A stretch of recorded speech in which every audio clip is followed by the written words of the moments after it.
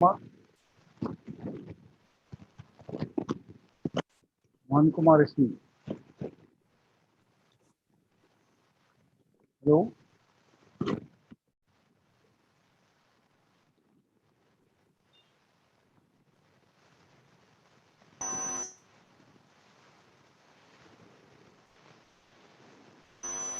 Yes.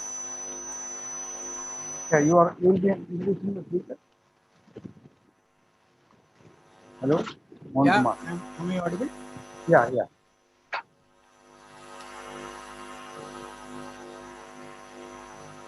Go ahead.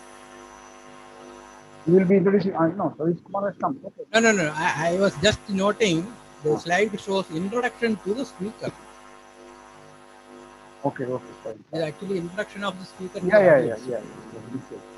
I will unmute now. Thank you. I'll mute now.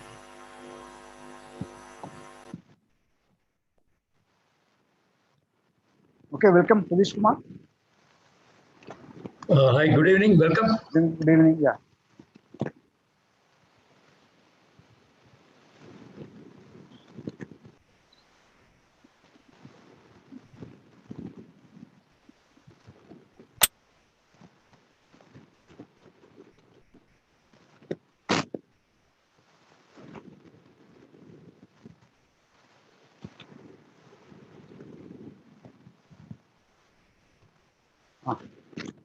Yeah, Bhagesh, Abhijit, you can start. Abhijit. Hello, sir. Am I audible? Yeah, you can start. Yeah, audible. Okay, sir. Thank you.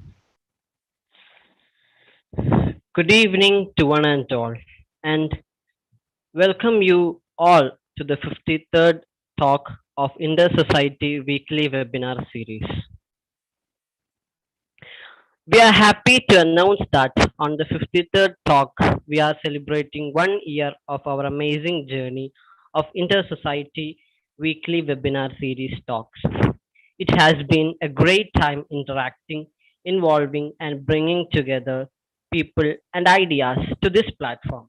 On this day, we thank all the co-organizers of the IWWD talks for their wholehearted support throughout this 1 year. The webinar series are jointly organized by the Institute of Engineers Kerala State, Computer Society of India Trivandrum section, Project Management Institute Kerala chapter, Internet Society Trivandrum section, Vakkom Moulavi Foundation Trust Trivandrum, and IEEE EMBS Kerala chapter. Let's start this session.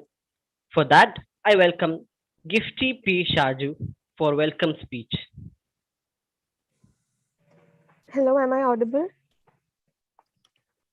Hello? Yes, go ahead. Please go ahead. Okay. Thank you, sir. Barack Obama once said, "With changing economy, no one has lifetime employment, but community colleges provide lifetime employability." A very warm good evening to one and all present here. Today, with immense pleasure, let me wish a very happy anniversary to the Intersociety weekly webinar series. IEEE Kerala session has been successfully conducting the Intersociety weekly webinar series for the past 1 year. And we are very glad that we have had much renowned speakers from all over India, with a maximum of 100 attendees per sessions. Intersociety weekly webinar series provides you information on the latest technology and engineering. Along with this happiness, let me welcome today's chief guest, Mr. Vijayaraghavan, Director of Centre for Autism and Other Disabilities Rehabilitation Research and Education. He is a visionary who has changed the landscape of IT sector in India. He is the founder CEO of Technopark Trivandrum and a former member of Kerala State Planning Board. He is also the founder of National Institute of Speech and Hearing.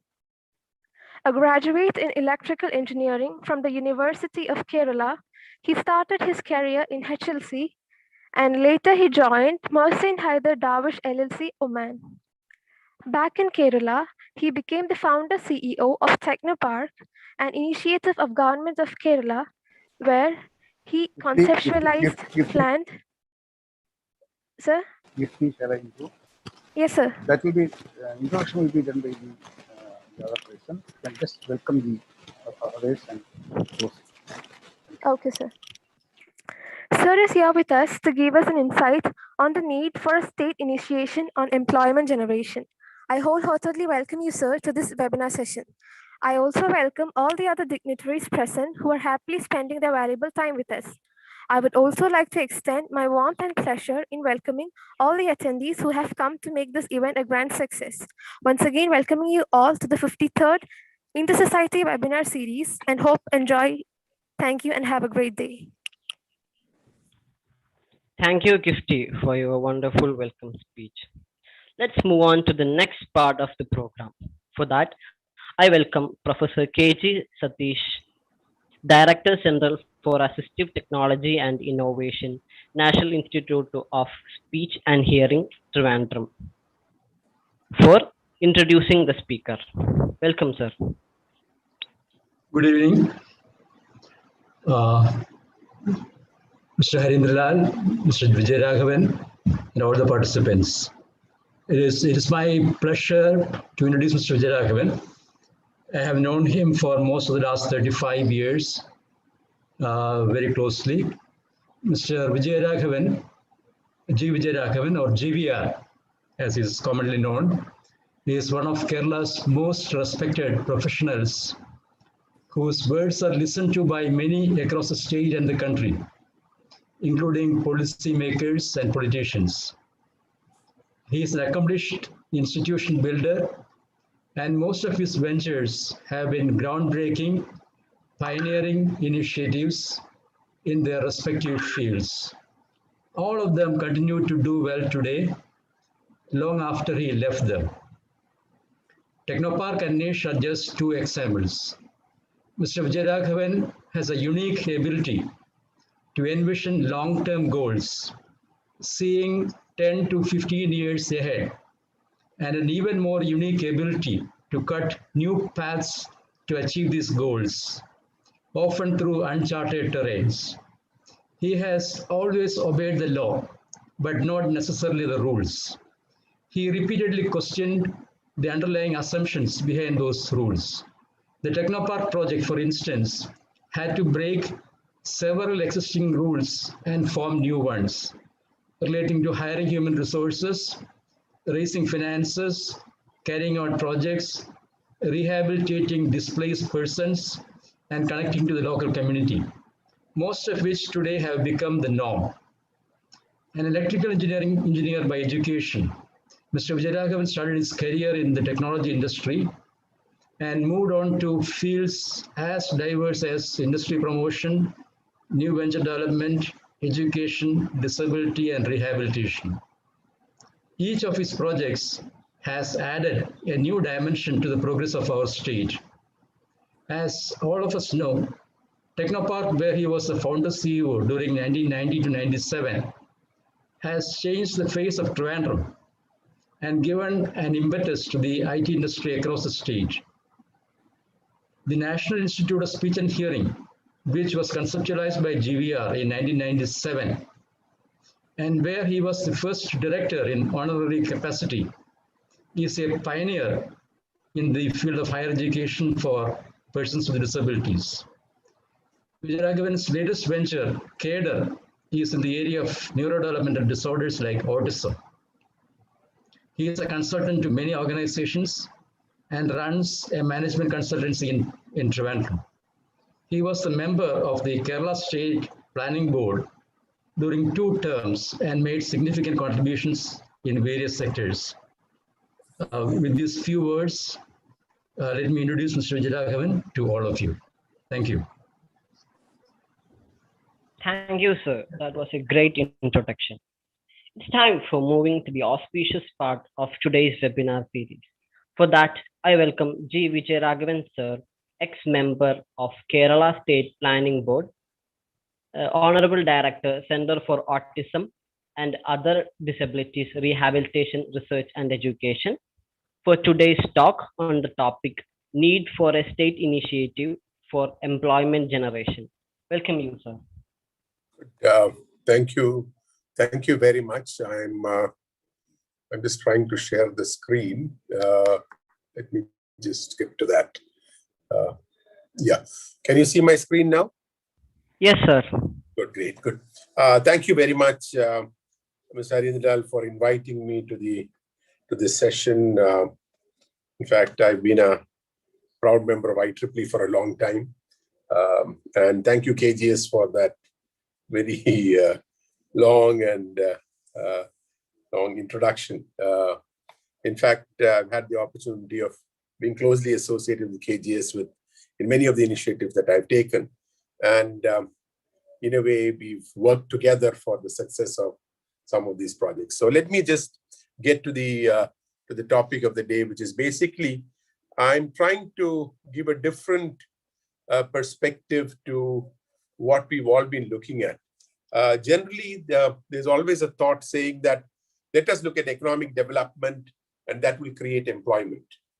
I'm trying to give a tell that we look at it in a different way. We look at creating employment and automatically economic development will happen.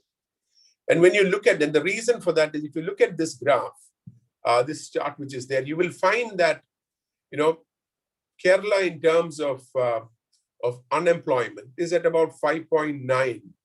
And the Human Development Index is the highest. But you will find that there are many other states. So if you look at this, you have the leftmost quadrants, because anything above 4.5, 5 in terms of unemployment is not a good number. So you will see places like Haryana and Tripura and Jharkhand who are far above us in terms of the unemployment levels. But you have a lot of states like Karnataka and all who are at a much lower level in unemployment. So we definitely have a big issue with regard to the unemployment rates, even though we have a much higher HDI. Now, when you look at the overall GSDP of the state, you find that we don't figure even in the top 10 in the country, okay?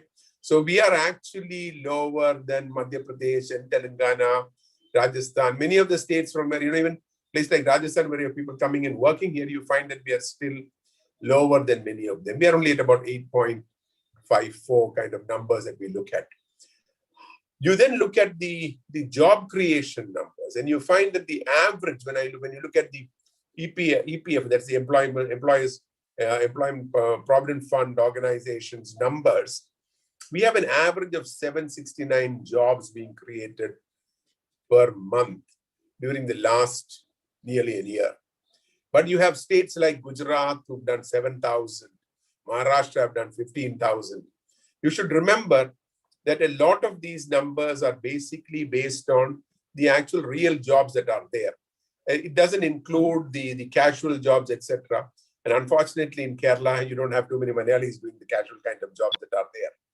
And when you look at that, if you look at these graphs, one of the big thing that is there is that we are not, we are actually towards the bottom of this whole thing.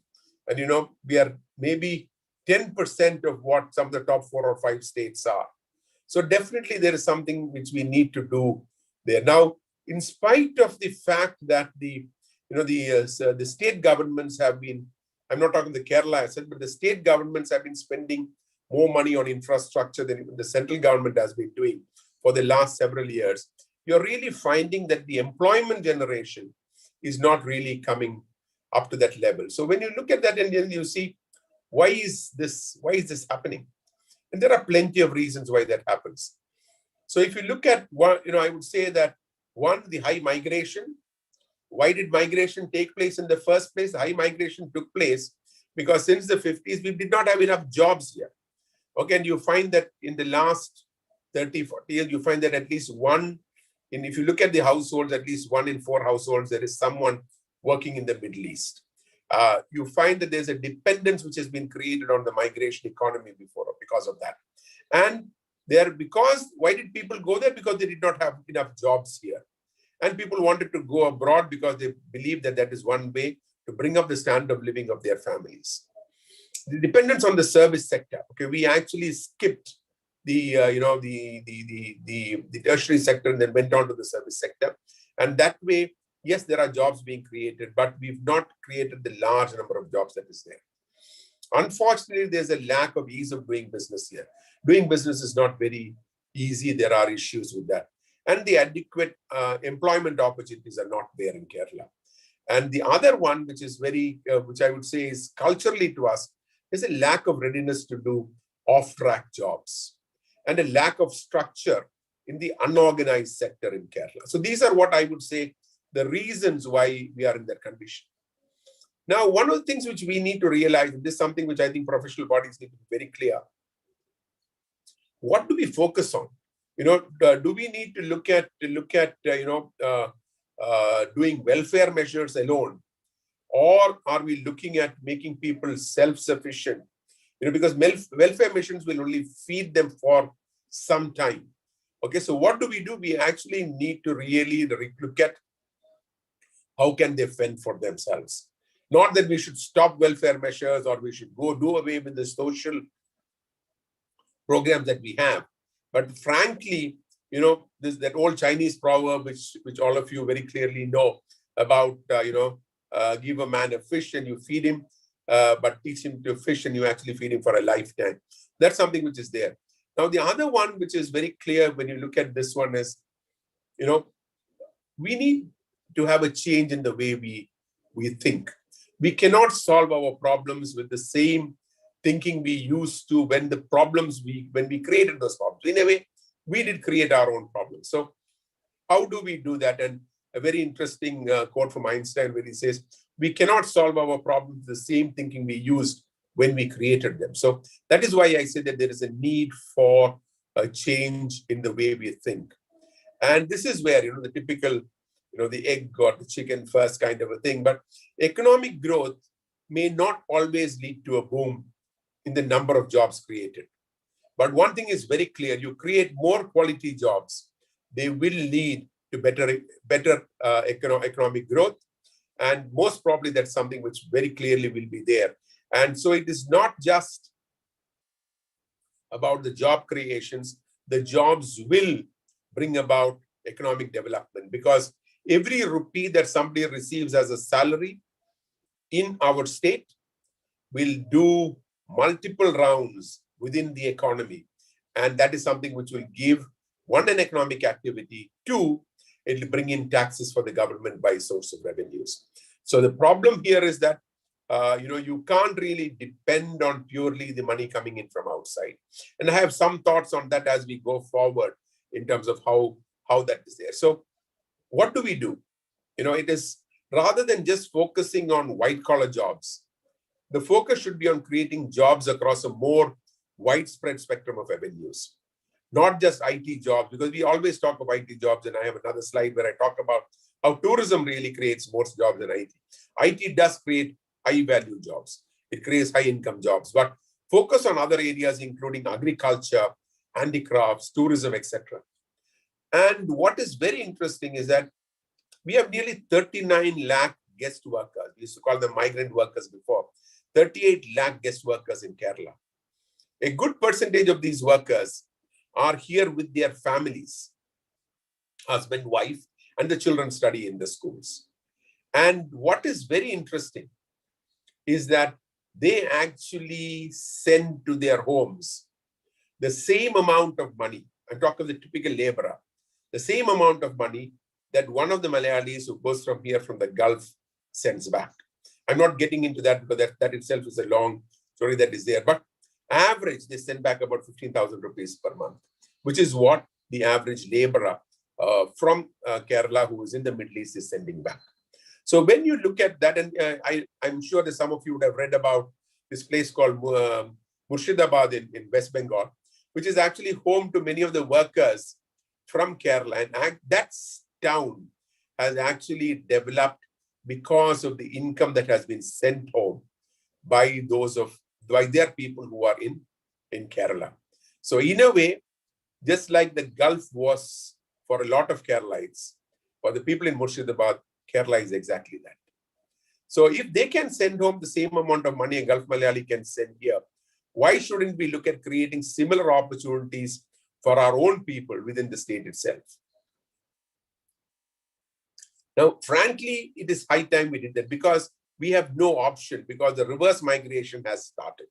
It started a couple of years ago. It is going on, and the COVID times have made it even more difficult. It is not only at the lower end of jobs, even the higher end jobs. A lot of large banks, etc., find that if people are to work from home and only the basic essential jobs need to be there for people to be working from offices, they say, why don't we actually get them to work from centers in India? The salaries are going to be at least about 50-60% lower than what it is that is paid to them in the Middle East. So very clearly, this reverse migration has started. The only way that we can do something about it is creating employment opportunities for them when they come back, okay, which could be by providing loans at easy rates to these returnees to set up their own ventures. We should look at a process by which they can be integrated into the mainstream. And the most important thing is we need to make it easy for them to come back and set up. We don't want people who come to invest start feeling bad about it, or start complaining about it because of the bureaucracy or the interference by very local level politicians on that. So this is something which there needs to be a focus. There needs to be a very clear vision about how this is going to be done. I go to the next one, which is about agripreneurs. Okay, we should look at creating agripreneurs. I'm talking of it as agripreneurs and not farmers. The reason I'm talking of that is people need to start looking at this as an enterprise, agriculture as an industry. And a lot of people, a lot of Malayalis, and I remember from the times when we had the downturn in the economy about 12 years ago, a lot of people working in Bangalore, etc., lost their jobs. High-paying people who had savings, they bought land in the borders of Kerala, Karnataka borders, Kerala, Tamil Nadu borders, and they actually started agriculture. And they had an affinity for land. They made a lot of money, but they got their jobs immediately after that. They went back, but they continued with their farming. So we should actually look at how we can encourage farming. And one of the biggest things on that is going to be a change in and I've been talking about it for the last few years, a change in our Land Sealing Act and the Land Reforms Act, which is a holy cow and nobody wants to touch it. Today, you can plant rubber for 100 acres or 25 acres or 30 acres, but you can't do 30 acres of vegetable cultivation. If you do 30 acres of vegetable cultivation, the government will take back your land above 15 acres because as per you can only do plantation crops if it's above 15 acres. So you can do rubber, you can do coffee, you can do tea. You can't do coconut, you can't do fruits, you can't do vegetables, you can't do paddy, you can't do coconut. Okay, so why should we have those restrictions anymore? Maybe it was required at one point of time, but today we should look at changing the laws in a manner that you give. I'm not telling that you should convert that into resorts or real estate properties. No, we can actually give the farmer the right to cultivate whatever they want. And that way you're actually leaving it to the farmer and not depending on, not depending on what's going to happen around the world in terms of rubber prices have gone down. What do I do? We need to look at a minimum pricing for that and things like that. So very clearly, we can look at that. And the big thing about this is that the kind of jobs that can be created are very high. And these are quality jobs. These are no longer the earlier jobs that were there because there's a lot of mechanization gone in. There's a lot of value addition that can happen with the agriculture that is happening. And a simple thing would be there, and again, can be a controversy in Kerala. Kerala has the largest pineapple cultivations in the country, but we don't do vinegar from that because it comes under the excise department's purview. We don't do our own wine. We don't do, we could easily have done a pineapple wine and done very well. Those of you who've traveled abroad would see that when you go to Sri Lanka, you would find that the shelves are at the airport. The shelves are filled with local coconut arach. You go to Goa, everywhere they have feni that is there. Why can't all our cashew apple is going wasted? Because we don't allow. So we need to have a complete mindset with regard to agriculture and look at what we can do there for employment generation. The next one is the coastal sector. And I'm talking of non-traditional sectors, which we are not normally talking about. The reason for that, I would say these are sectors which have been, I would say, I don't want to use the word neglected, but probably people wanted people to remain poor for various reasons which were political. But if you look at it, because the education levels have gone up, you look at the age group of the fisher folk who are going to sea for catching fish. Okay, you look at the age group of the women who come to sell the fish into the markets. You're not finding too many younger ones going on because they don't want to be doing that work for two reasons. One, they think that, maybe they should try for a government job. Very few of them get it. Number two, the income levels are not enough from that. Why can't we think of something different there? Why can't we look, there is an affinity for the sea they have. Why don't we look at tourist-related adventure sports? Why don't you look at fishing coming as a hobby? We could look at people, going early morning, a poor tourist comes, 2 or 3 of them get into a fishing boat, that experiential thing, look at safety measures. But one thing is very clear, if they go on a fishing trip and come back after 3 hours or 4 hours, there could be some fish they catch, but the income that boat will get will probably be more than what they will get by just doing fishing. Will there be enough tourists for that? People will come for the experience. The other one is they are very good at swimming and diving. Why don't we look at good scuba diving opportunities? Why don't we look at snorkeling facilities come up? Why don't we look at water sports? So there are a lot of things that can be done, and there are a lot of learnings that are there where if you go to a place like Thailand, and many of you would have traveled, you would see that the number of opportunities in terms of job creation for the local population using the sea and the coast are very, very high. So this is another area where I think we should definitely be focusing on. The next area, again, different because most people don't talk about it, but we are supposed to be giving 10% of our expenditure goes to tribals. But like Rajiv Gandhi once said, for every 10 rupees, for every 100 rupees, less than a few rupees reaches there.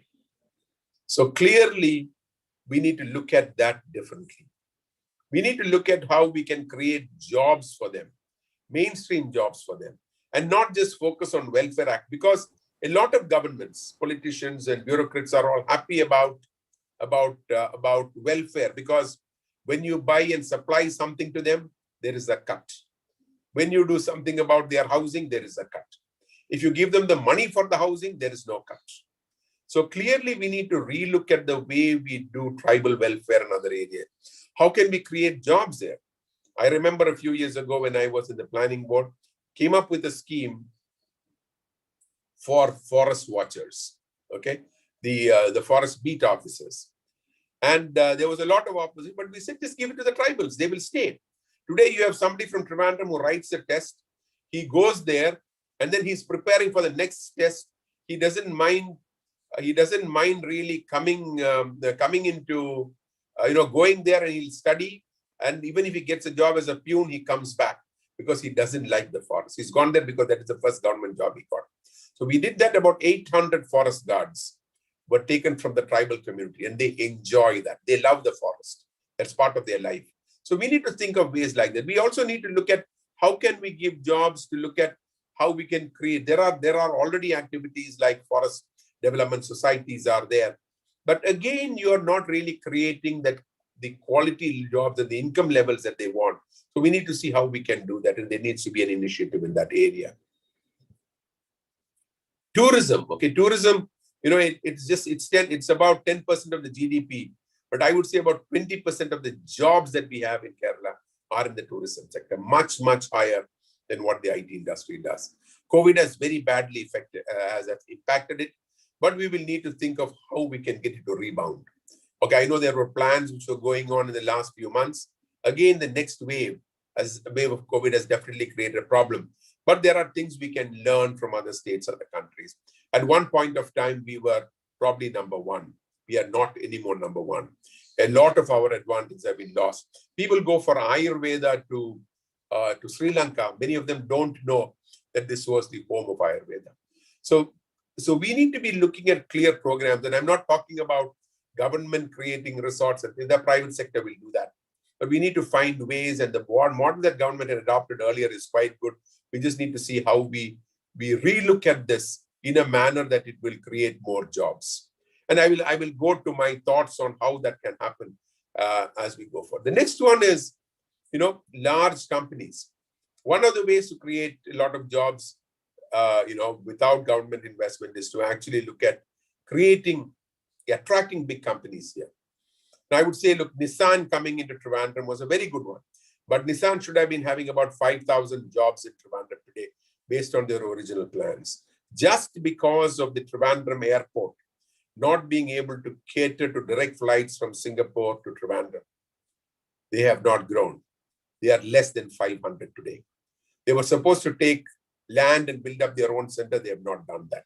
They've got another center coming up in India, and they're going to do that there. So clearly, it is not enough just to attract. We have to attract, and we have to support them. And that is where, we've not fared well in the ease of doing business. We've not fared. So sometimes we carry a lot of baggage with us, whether it is the left or the UDF, both carry a lot of baggage. We don't want to accept certain things. And we are not really, what I would say, business friendly. But business creates more jobs than government really creates. So we need to see so there needs to be a change. Then only the perception will change and people will look at coming here.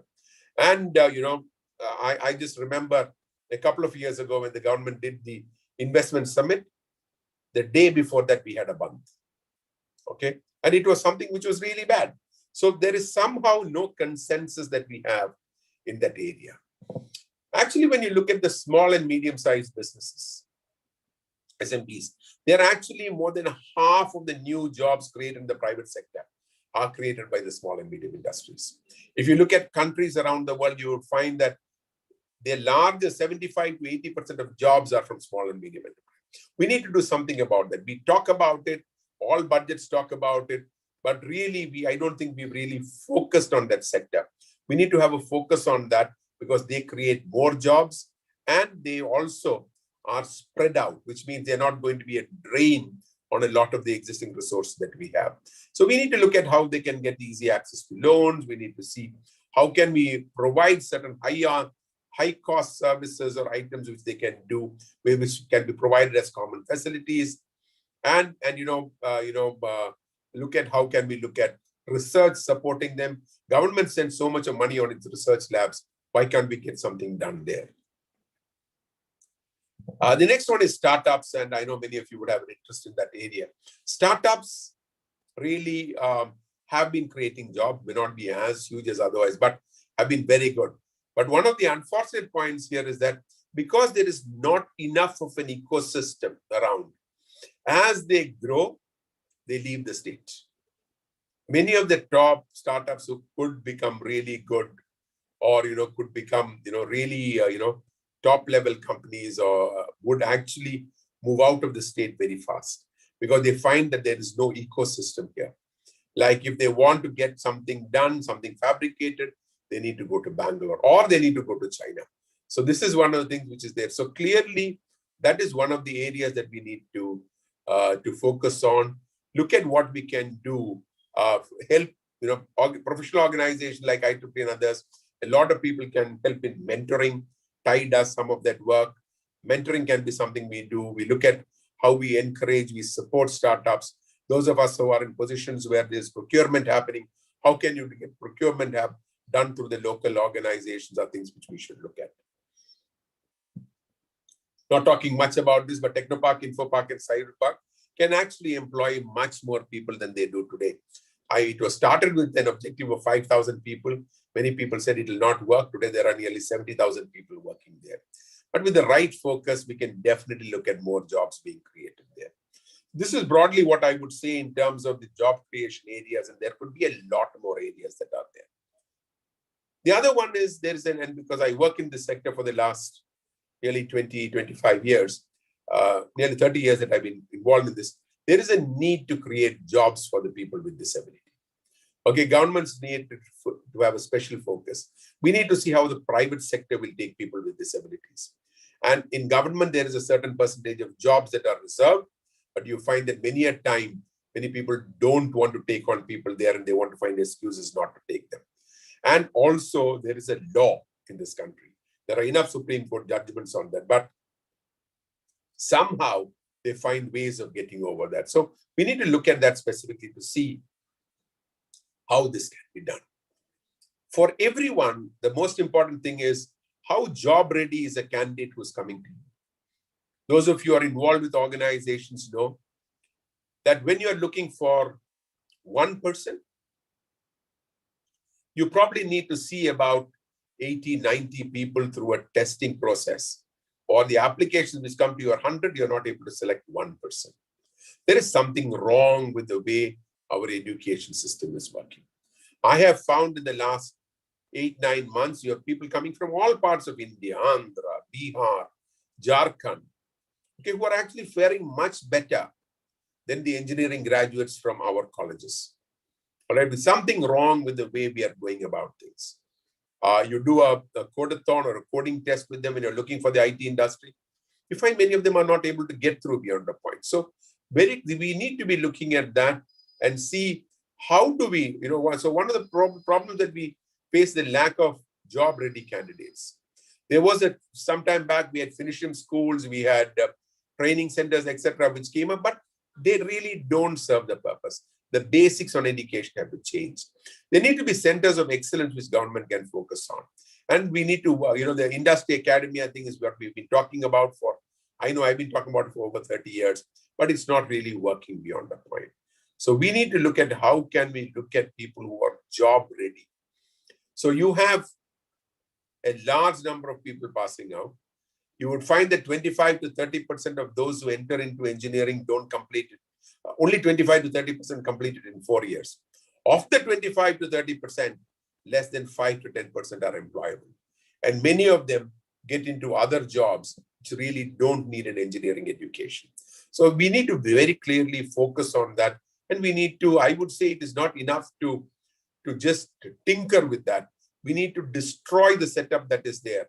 And at least the senior people who are on this call, who passed out engineering 30, 40 years ago would know that engineering education was about problem solving, was about logical reasoning.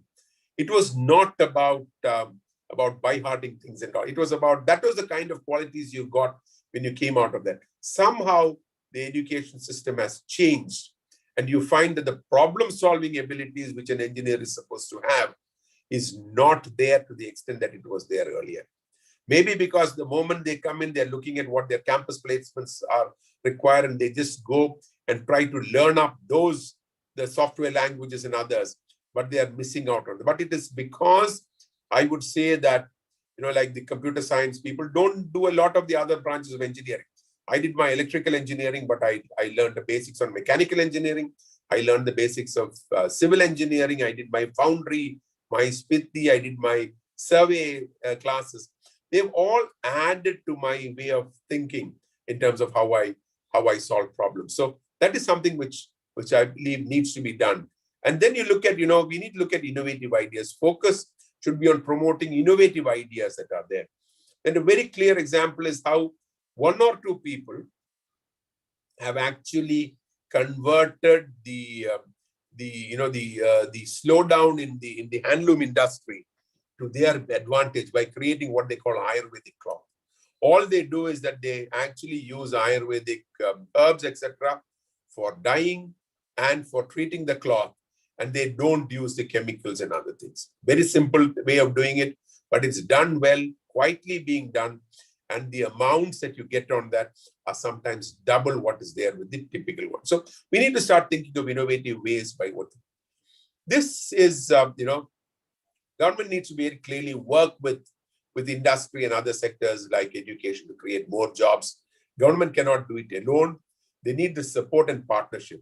It is not just the government's responsibility to create and run companies. Government should not be looking at many of the public sector companies, frankly, are not serving the purpose that they were set up.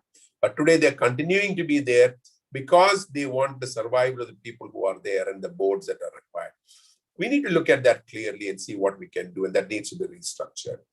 But one very important thing here is more women should be encouraged to be part of the workforce. When you look at that, we always talk about it. We say that, the literacy rate is high. The numbers are as well good as the men. But unfortunately, these are not translated into the higher education level. If you look at the Kerala's gross enrollment ratio for higher education, you will find it is, it stands at around 37. It is higher than the national average, but it is lower than Tamil Nadu, which is at 49. Okay, so very clearly, our higher education enrollment ratio is not enough. The other one is that the gross employment ratio of women seem to be higher, but if you really look at it, unemployment among women is much higher than that among men. And there are, Tamil Nadu numbers are better. You look at countries around the world where you find that the women's participation in the workforce is much better. The economic review last year actually talked about an increase in the participation rate of women in the workforce. But really, it is still not as high as many of the other states. So, and the World Bank report actually says that overall in the country itself, it has fallen. So these are things which we should be very clear about. Now, what should the state be focusing on? The state should now focus equally on developing human capital and the services sector and provide adequate, high-skilled, high-paying jobs to its larger and younger population. And this is something which will ensure, I'm not telling that we don't want people to be traveling out, but you need to be clear that people travel out only when they don't find enough opportunities in our own country. Basically, I'm just coming back with this. Jobs, you have more economic growth. Even jobs alone create economic growth. More jobs will create more economic growth. So we need to be focusing on creating jobs in the state.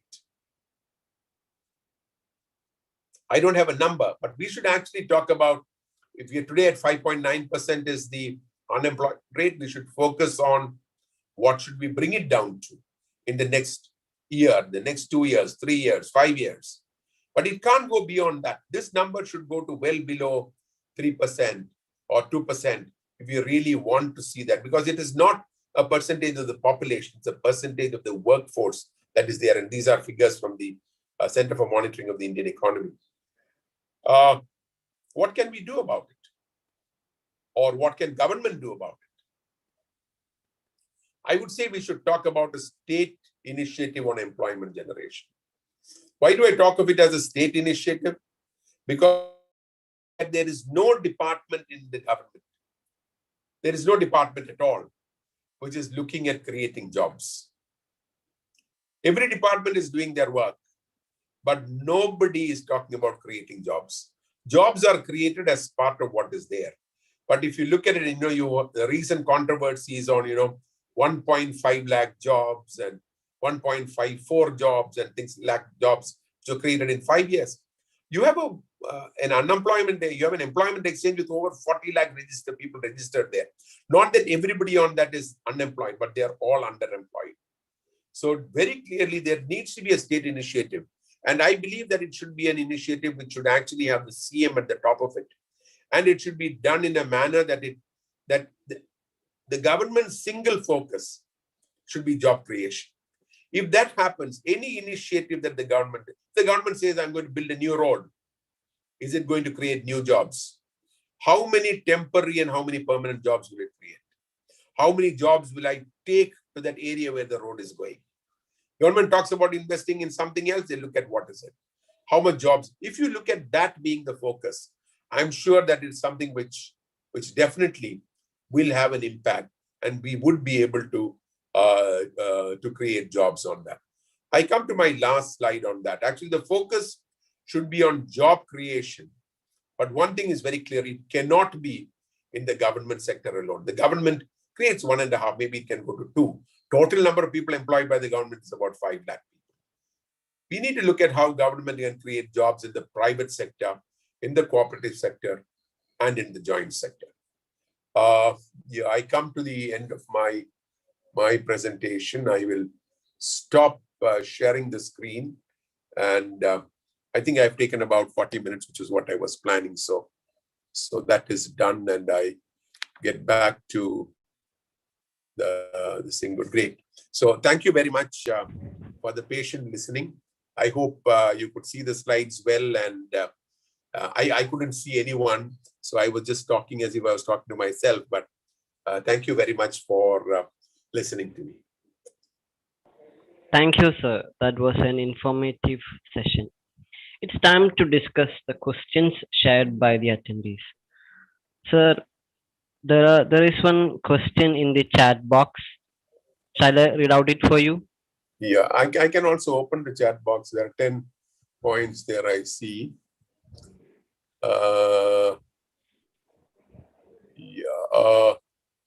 During your tenure as member of planning board, any major taken up by government to improve the employment problem of the state? Please share your experience with this. No, actually, I don't think any government has focused on employment generation. This is a question by Ravindranath. I don't think anyone has really focused on employment generation. We've always looked at economic development as attracting investments into the state, and that is what was done. But there was a major initiative on skill development, which would have created employment. Unfortunately, those skill development programs got too bureaucratically driven, and somehow people started looking at it about skill. The program was, instead of creating jobs outside, was creating jobs inside for those who were there. And that model, I don't think, was right. Even though there was a lot of ADB funding, etc., I don't think it has created the job that it should have created. The other question is, I see Professor Iyer on the call, who was my electrical engineering professor. Thank you for that comment, sir. Thanks a lot. There is one on finishing schools are now management schools because foundation not laid in the school or colleges. Look, I would say even management schools are not really doing what they should be doing, because the management schools, especially those affiliated to universities, are constrained by the curriculum that the university gives them. Right? So you really don't have too many institutions where, because then you have somebody who's interested in a particular textbook coming or a particular subject coming in, and that becomes something which is very there. So I really don't think management schools are finished. What they do, they actually get people trained to attend interviews and then go on. But really, you don't need to do an MBA to do a lot of jobs that are there. And you look at the quality of jobs which come out with those who are doing MBAs, you find that there are not too many there.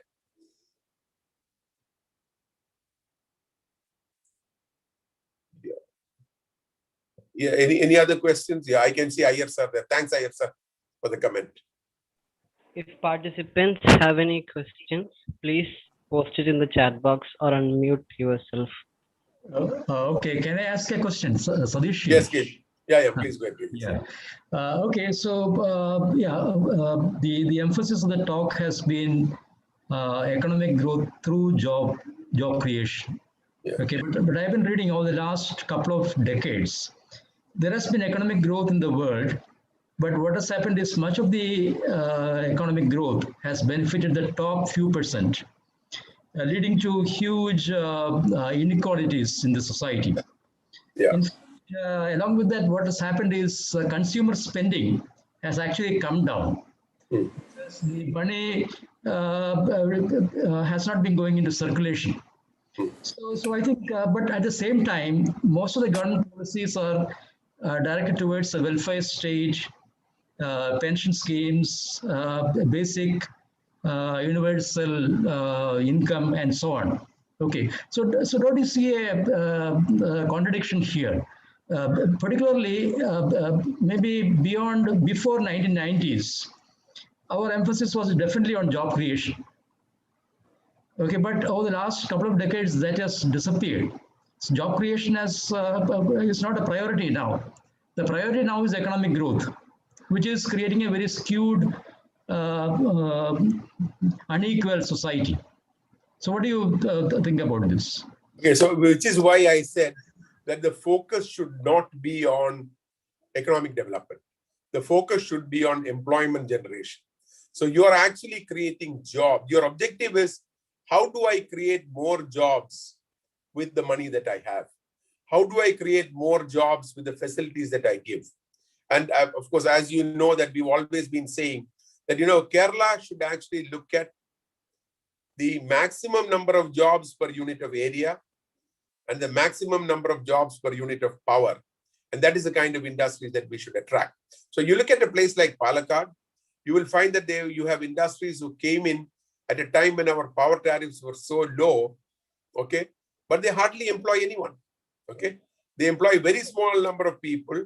In fact, their PF contribution that goes in or the tax that they will pay will be lower than the rebate they get because there were long-term contracts with the electricity board. So definitely that is why I've been telling that focus needs to change. So you need to look at, you measure success by the number of jobs that are being created, not in terms of how your GDP is increasing. Okay, not in terms of who are the richest people in the world, that are how many richest Indians do we have among the Malayalis? No. We need to look at how many jobs are we creating here? How many good jobs are we able to create because we've got a good education system? And that is where the focus has to change.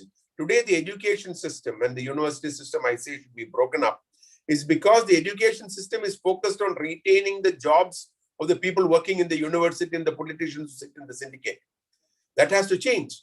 It has to be about, you should say a college is successful depending on the number of people who get a job after being in that college. Not in terms of the number of people who get a first class or an honors degree. So that is where that whole thing is there. And definitely the economic changes around the world in the last several years has actually widened the gap between the rich and the poor. All right. But many of our politicians in Kerala look at it two ways. Okay, they say, they are more worried about ensuring that the rich do not get richer. They don't mind the poor remaining very poor.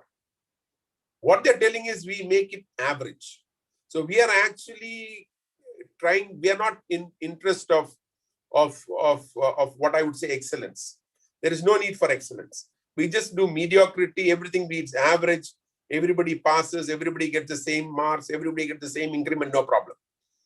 We are not looking at excellence and we are not encouraging that. So that is why you find that there are changes. But I should say there are private institutions who have come up and some government institutions which really produce good students, and some of them are getting employed. I'll give you a very interesting example. I don't know how many of you know. There is a scheme which is a central government scheme which the state government is implementing. And I was actually interviewing a few students in the last few days. Students from Kannur, Kasargod, who studied, I'm just giving the example of one girl who studied in some school and college there. College she got through merit in Chenganur. She joins this institution which is doing a 6-month or a 7-month program on machine learning. And you know where that place is? Katakada. There is a center there which is funded by the government of India, where that person is getting the training. She's getting the training. There is a hostel. She pays no fee. Her mother is part of the Kudumbasri group. Okay. So the thing is that you will find that talent available. And that person will get a job. There is no doubt about it. But that is the kind of change that needs to happen and what we need to focus, because that training institute is meant for people who will get a job. It is not about the trainers retaining their jobs. That is how it is. Thanks, KGS, for that question. I think there are some more questions in the chat box, sir. Why don't you select and read it out so that I don't look like I'm selecting a few? Okay, sir. Agripreneurship is one area Kerala has to focus. I attend many programs in the topic and gave some innovation training to very limited people. But this needs a lot of innovation thinking and all levels: legal, political, cultural, technologies. What all are your suggestions in this area? Yeah, By Francis Joseph. Yeah, I think there are a couple of things on this. I did talk about the necessity for the change in the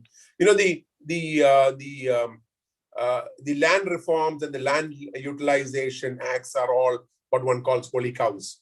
Nobody wants to touch it. Okay, but remember, it was done 40 years ago or 45 years ago, and it was required at that point of time. Every law has to change with the times, and we need to see how we can make that change happen. Okay, so that is one thing definitely there. The second one is the mindset needs to change. Today in Kerala, because all the holdings are small, we have what we call absentee landlords or absentee farmers. Okay, because somebody else is doing the work. We can't allow leased property happening. So there are a lot of things like that which are there.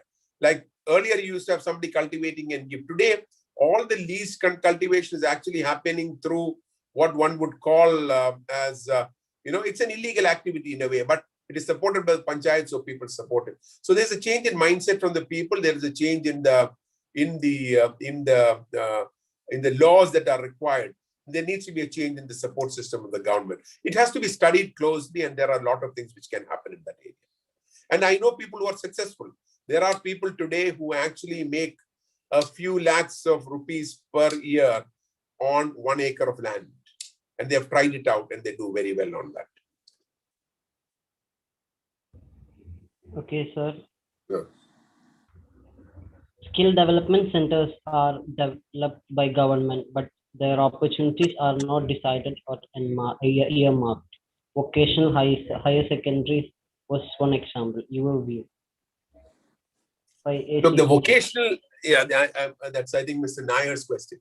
The vocational higher secondary was actually set up to ensure that there are people who don't really look at going to college and instead go and take up vocations after they are +2. Okay, but what happened was at some point of time there was they found that number of students going was less. So then they said you can go for a vocational higher secondary program, then you can join for a degree straight away after that. So the purpose of vocational higher secondary schools was lost with that. The second one is that, our school system, there are some changes proposed at the state level and national level in the last several years. People have a problem on working with their hands. Okay, so that is not something which is happening in a big way. It's a mindset issue. So in a way, our vocation, actually today you look at it, the quality of many of the students coming from our polytechnics is better than those that come out of some of the engineering colleges. So very clearly, there needs to be some changes in the way we are looking at things.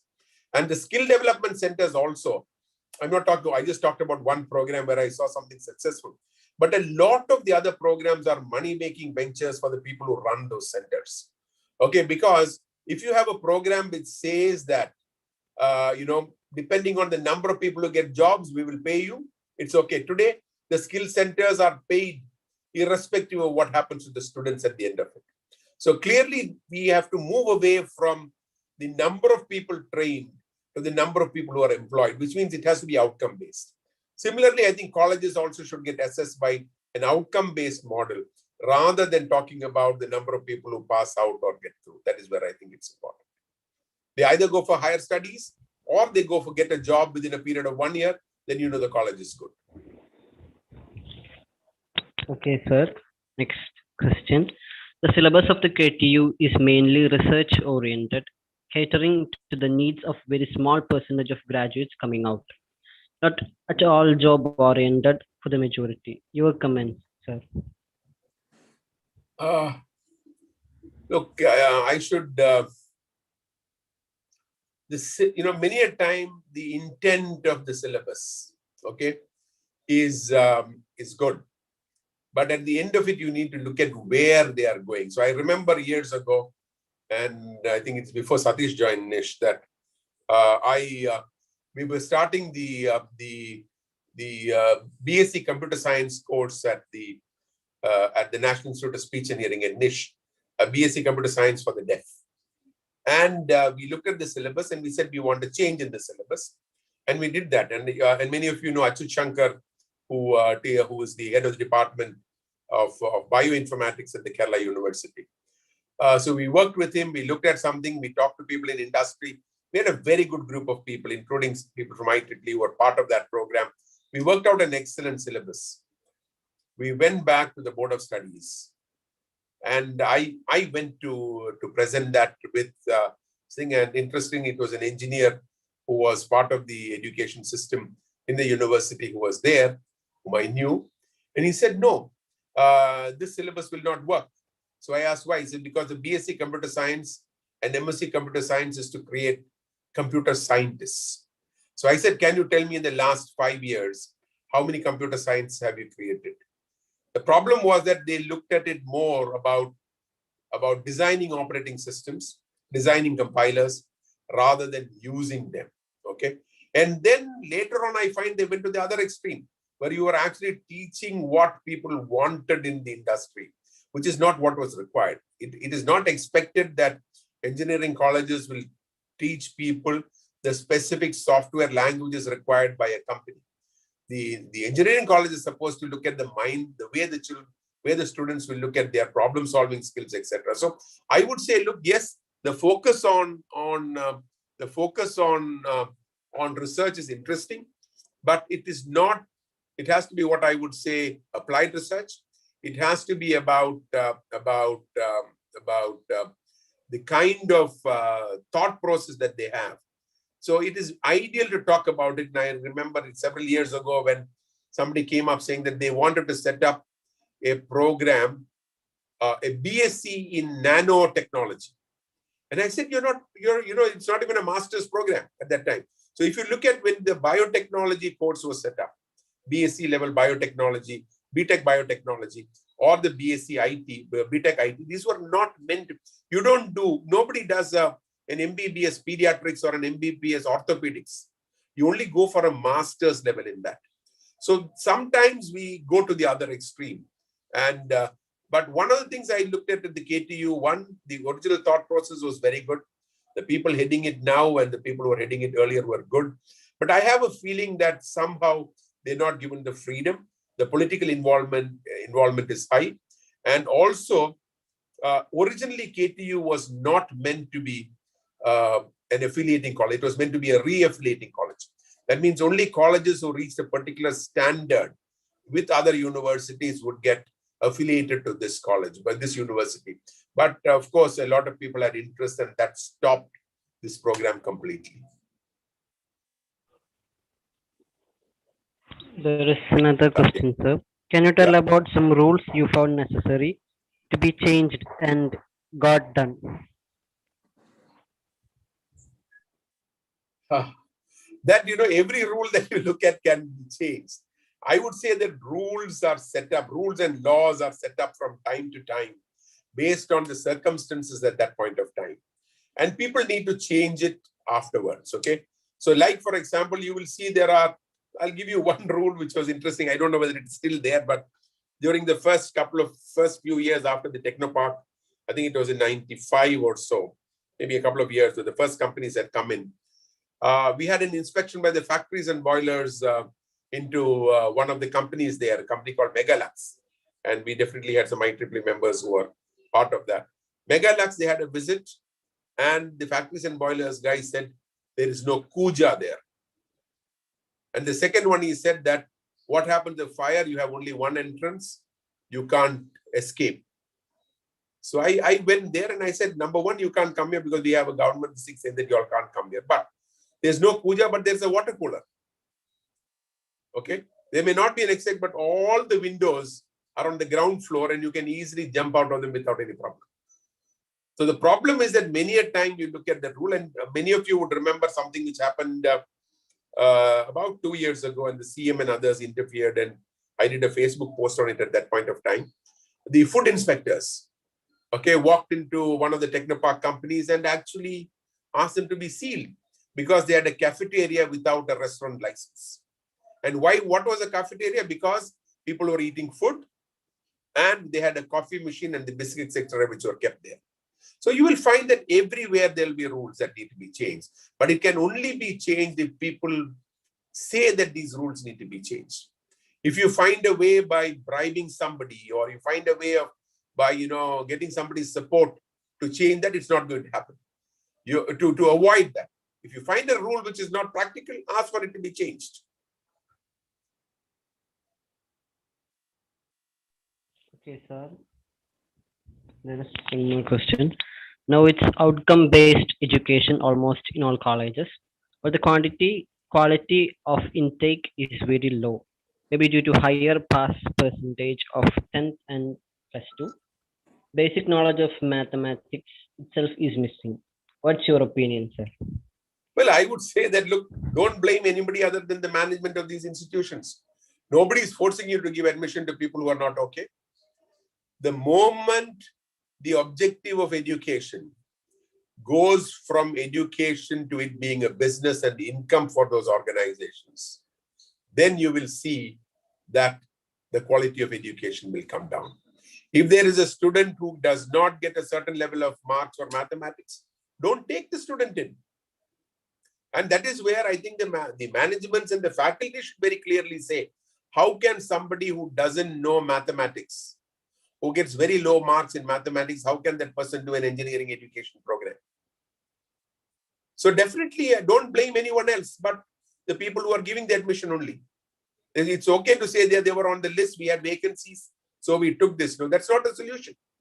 You need to very clearly look at a model where you will only take in people who are good. And there are private colleges, I'm not naming them, but I know one in Cochin, where I was surprised to see many really good candidates. And then I found out that what that group did was that, they were of course using their money from their CSR to do it, but they actually brought in students who had a higher rank in the entrance examination, told them 0 fees, or they told them very low fees, and many good students joined them.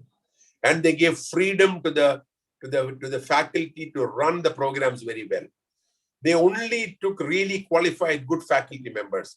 They took faculty members from the engineering colleges, who had retired, and they took them in.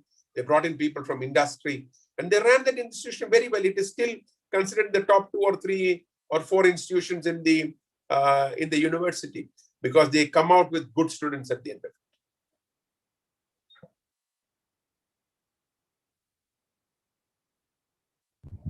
Okay, sir. There is one more. Please suggest remedies for your lack of technocrats, graduates, and diploma engineers of Kerala.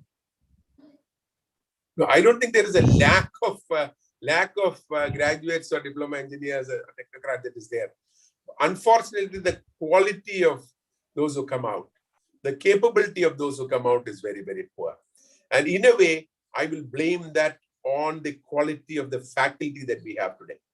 I mean, you have Professor Iyer on the call, and I definitely, that the quality, I would say, just look at, you should, at least those who are above 50 in this batch, in this talk. If you look back to see the quality of your teachers who were there, okay? If you look at who were your teachers, you look at who among your batches actually went into teaching, you would find that they were some of the best who went. In the last 25 plus years, a lot of people, very few, and there are a few, I know they are good, and I've seen many of them. There are very few people who are really good, who got into the teaching profession, in spite of the fact that the salary levels are quite good today, but they get better salary levels elsewhere. So you will find that many of, look at when I passed out in 1978. At that point of time, the toppers in my batch actually retired from TKM or some other college. TKM and Trivandrum Engineering College, they retired because they went into teaching. People like me who were not at the top of the system went into other fields, and then we got jobs. So the thing is that the best used to get into teaching. And the objective, and the reason why the government of India a few years ago brought the UGC scales and the IEEE scales and said that salaries have to be a certain level, was to attract good people into this. But unfortunately, we don't have. There are, I would say, roughly, when I look at about 15, 20, 25% of the staff are good, very good. Okay, but always you find that, especially in some, I'm not telling all, in some of the private colleges, they pay badly, and therefore they don't get good, the typical thing of you pay peanuts, you get monkeys kind of a thing. They just want to fill up the requirement which AICT wants. And that is what they do. So definitely I would say it is faculty who decide the quality of the students who go by. I still give a lot of credit to what I am today for my teachers who are in the engineering college. Okay, and I'm sure many of you would do the same, because I still have a lot of respect. I speak to them once in a while. I go to the college whenever we have an alumni meet, because I owe it back to that. But you talk to people today, many of them don't, because they say that what I learned through Udemy and places like that, and the faculty member did not teach me much. So I would say that is mainly because of the quality of the faculty, in a way, that this is happening. Okay, sir. Thank you, sir. Just one more question. What's your comment on STEM focus in education? Also, a lot of online tech companies try to bring digital education in early learning ages as 10 to 15. Why 10 to 15? Today, you've got people announcing for 3-year plus on that. I really don't think that's a solution. I don't think it's the right thing to do. But what has happened is there is a gap in our system. And anybody who's looking at a business opportunity is looking at a gap which they can fill. So let us not blame those online education companies for doing it. Why are they doing it? Because those who are supposed to be doing the education properly are not doing it. Let us focus on improving this part. Automatically, the other one will improve. So you really look at it. In fact, the largest business today is probably private tuitions. There are many companies doing that. Okay, but the reason for, in fact, when I was when we studied engineering, which was several decades ago, somebody going for tuition was not considered. It was actually people would go for a mathematics tuition or something, and when they went for their tuition, they would go without telling anybody else because it was shameful to be going for a tuition. Today, College of Engineering Trivandrum, the moment you get admission, there are 5 or 6 places where you already go in, and then if you say you are from CET, they will give you. And you also have tuition centers for practicals, okay? And geometrical drawing. We had good teachers who used to teach us all that. And whether the labs were there, we had professors who helped us in the labs. But today that has changed because people who are paid to do the job many a time are not doing their job, and somebody else is trying to fill that gap and making money in the process. So let's not blame them for that. Okay, sir. Thank you. Do others? Dr. Nan Panikar, please. Yes, Mr. Vijayaraghavan, you made an excellent presentation. Thank you very much. Thank you, Dr. Panikar. I had to ask you a question on the future. The future is in a new mode of working from home. And you touched on it, but you couldn't elaborate on it. My question is, for that new mode of working, what is the preparation we had to have? I have a little comment there. In fact, I had a question there in the chat box. Basically, I was asking, can we have a new culture of development in which the preparation is for self-management with harmony? You talked about preparedness for job preparedness. We had that concept earlier. My question is, are we not really entering an era where the cultural transformation itself is more important? Thank you. Okay, if we get into that, I think what happens is that there are a lot of issues culturally and politically which are there, which definitely we need, which is what I would say is a value system. A lot of the value system comes in from your school time, school ages, and unfortunately you find there are attempts to change it or attempt to change those things there, which definitely should not happen. So if there are good teachers at the school level and they bring in a certain value system into the individual, you will find a lot of these problems will not happen. One, when you talk about work from home, I frankly don't believe that it's going to work in a big way. Okay, today it is happening. The work from home is happening. I think it will be a hybrid model, which will, as we go forward, people will be expected to come to office for 3 days or 4 days, but on a need basis, they can sit at home and work. But we need to remember very clearly that unlike work from home has been going on very well in places like the United States and some parts of Europe. But you should remember there that, our homes are not designed to be offices. Okay. So what happens today is that you have a 3-bedroom house and you can be sure that 3 bedrooms are full. And if there are, you have a parent staying with you, and you have one which is the bedroom, then you will see that you don't have another place if there are two people working. So what really happens is that our homes are not designed for that, number one. The second one is that in the West, very rarely do you have 3 generations living together. It is always the couple, or sometimes a single parent and the child. Okay. But today, if you look at our Indian families, you find that everywhere, especially the work from home time, it is 3 generations together. You're either staying at your in-laws' place or you're at your parents' place during this time, which is why half the apartments in Trivandrum are empty today. People have gone back. But what we don't realize is that the tensions that have created and the kind of challenges that are there on the family life, especially for women, is very, very high. Because in the past and culturally, in the West, that's again different. Of course, the present generation, they share work, etc. But what happens today is, earlier, the lady would go to work. There was somebody who was doing some of the work at home, keeping things ready. By the time she came back, there was a maid at home. Today, because of COVID, you don't want the maid to come home. What happens is, she has to do her office work. She has to look after the children. She also has to look after her in-laws.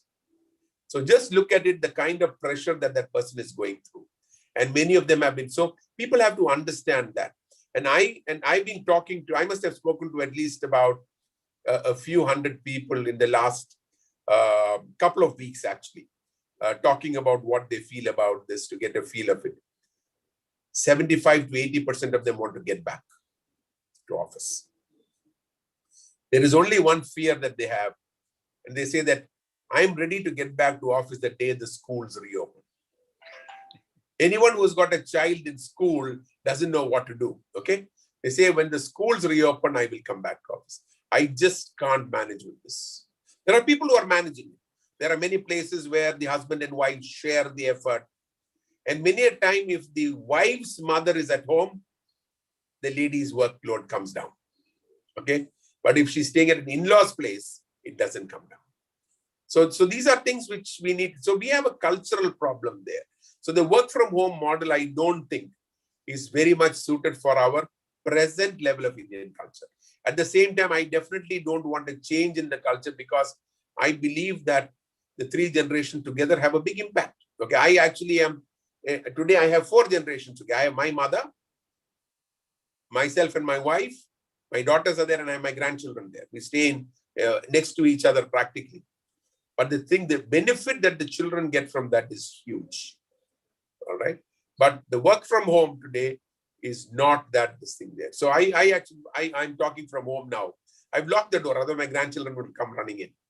Okay, they live in a different apartment, but they will come running in. And I have said, so these are the challenges that we have. So that's why I don't think it's going to be a norm, but you will find that it will be a hybrid way of working that will come in. Companies will be happy to have. So roughly, companies will provide for about 60-70% of the seats will be provided. If they have 100 employees, they'll have 70 seats. And they'll have people coming in. And so it'll be hot seating in most offices. So very rarely will you have a desk which is your own that is there today. And also, new office complexes are going to be more about experiential centers. You're going to look at how do you get people to come to office and work. Earlier, it was how do I get more people to be in the same space. So those changes are happening, and you will see some of those offices come up in Trivandrum in the next 6 months to a year. You will see at least a couple of those kind of offices coming up.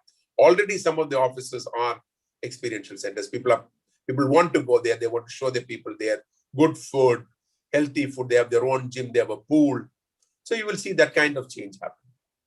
Thank you, Dr. Panikar. Nice to see you after a long time. Oh, thank you very much.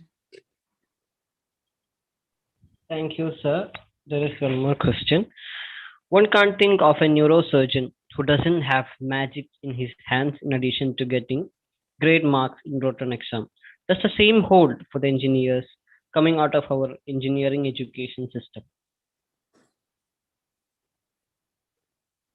Look, unless this neurosurgeon has studied in some place where It's not the magic in his hands alone. He would not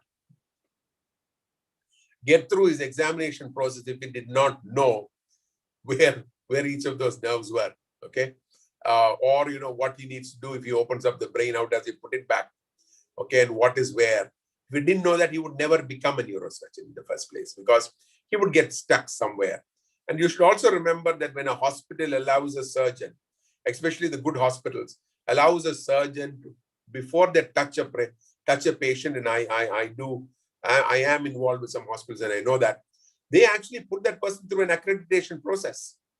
And in the accreditation process, that person is actually working with somebody. You may have got your degree from the best university in the United States or in the UK or in India, but they are putting that person through a period where that person cannot operate on a person, on an individual without a senior person from that existing hospital being present to look at the practices that that person is doing. We don't have that with engineers at all, okay? Because the recruitment on that is thousands, okay? And today, if you look at the kind of recruitment that's happening, you have, for the last 20, 25 years, you've seen that all engineers get into the IT sector. And frankly speaking, many of those don't require more than a +2 kind of a qualification, just that they pay more for those jobs.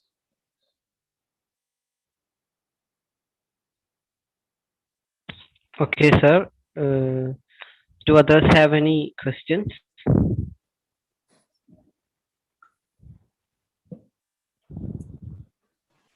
I think the answers have been given.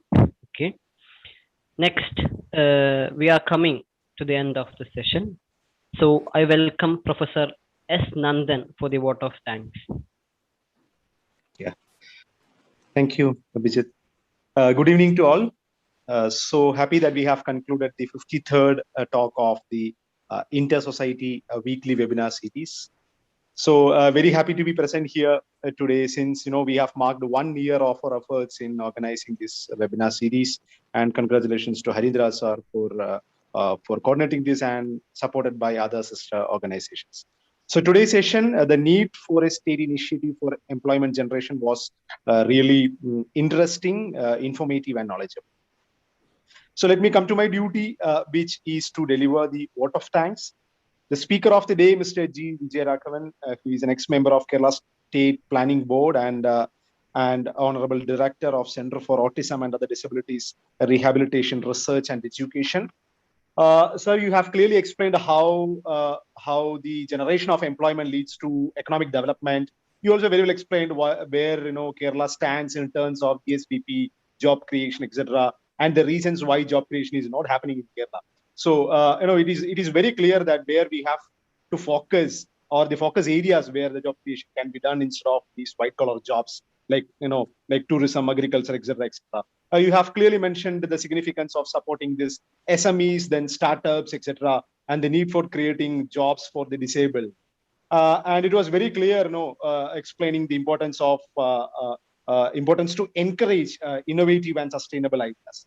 Yes, government, industries, and all stakeholders should collaborate, and at the same time, we have to maintain gender equality to make this happen. So on behalf of all partnering organizations, I would like to extend a very, very sincere thanks to Mr.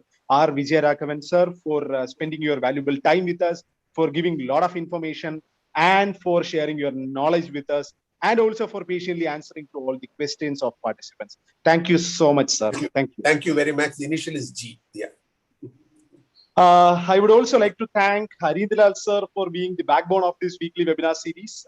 Thank you so much, Harindra sir, for arranging wonderful speakers, and diverse topics for the past 1 year without any gap. Started on Wednesday, 15th April 2020, with our with a talk by VKD sir, and from there 53 weeks and 53 sessions we have successfully. You really successfully coordinated this weekly webinar series. Congratulations and thanks to Harindra sir. Thanks. Yeah. I would also like to thank Dr. KG Sadish Kumar for introducing the speaker of the day, and Mr. Abhijit, who is the MC of the day, and Gift P. Shaju for delivering the welcome speech. and for helping us, and the technical support team for helping us to successfully conduct today's event. Very special thanks to the office bearers of all the partnering organizations. And we have our seniors here, VKD sir, Suhair sir, and other senior members from all the partnering organizations. Thanks a lot to all. And last but not the least, I would like to thank all the participants for patiently listening to this session. And I'm sure this was very informative and knowledgeable session. Thanks for your active participation by asking questions as well. So once again, thank you so much all. Thank you. Yeah, thank you very much, Haridilal and others for inviting me to this program, and very happy to meet with many people whom I haven't met for a very long time virtually. So thank you very much. Thanks a lot. It was an honor to be part of this program. Thank you, sir. Attendees, the feedback form has been shared in the chat. Please fill the feedback form. And the next talk will be conducted on 21st April from 6 to 7 p.m. On the topic Early Intervention, Rehabilitation and Education of Persons with Hearing Impairment, Kerala Experience by Professor K.G. Satish Kumar sir, Director, Centre of Assistive Technology and Innovation, National Institute of Speech and Hearing, Thiruvananthapuram.